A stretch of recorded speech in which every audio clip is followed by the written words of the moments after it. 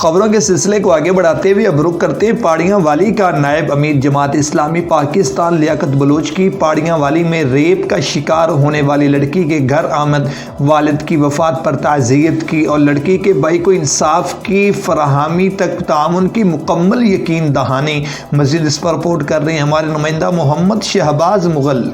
تو اللہ تعالیٰ مغفرت فرمائے، واپس نہیں لا سکتے، لیکن یہ پوری قیادت آپ کے گاؤں کی اور پورے ڈسٹرکٹ کی یہاں الحمدللہ موجود ہے، اور آپ کسی وقت جس طرح کی ہیلپ چاہیں ہم اس کے لیے تیار ہیں۔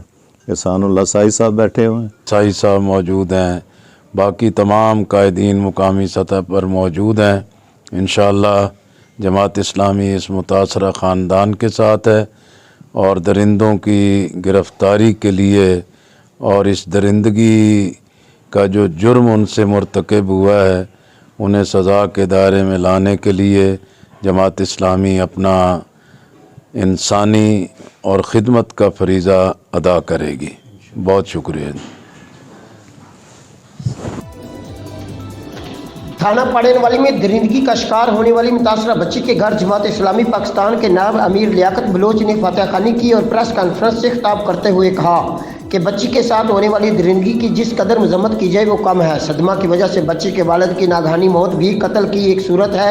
مجرموں کا گرفتار نہ ہونا انتہائی افسوسناک ہے۔ وزیر اعظم پاکستان عمران خان اس واقعہ کا فوری نوٹس لیں اور آئی جی پنجاب کو حکم دیں کہ فوری ایکشن لے کر ملزمان کو گرفتار کروائیں، ان کو نشان عبرت بنایا جائے۔ معاشرے میں جرائم پر سزائیں نہ ملنے سے ایسے واقعات میں تیزی سے اضافہ ہو رہا ہے جس نے ہمارے معاشرتی اور اخلاقی دیوالیہ نکال دیا ہے۔ انہوں نے متاثرہ خاندان کو یقین دلایا کہ مجرموں کو سزا نہ ملنے تک جماعت کی پوری قیادت اپنا کردار ادا کرے گی۔ اس موقع پر چودھری محمد ریاض وڈائچ صدر کسان بورڈ شمالی پنجاب، چودھری محمد ریاض فاروق سائی امیدوار حلقہ این 86 اور سید اعجاز حسین خیالی امیر جماعت اسلامی سرکل پاڑیاں والی سمیت جماعت کے ضلع مقامی قیادت بھی موجود تھی۔ کیمرہ ٹیم کے ساتھ شہباز مغل، City 5 نیوز، منڈی بہدین۔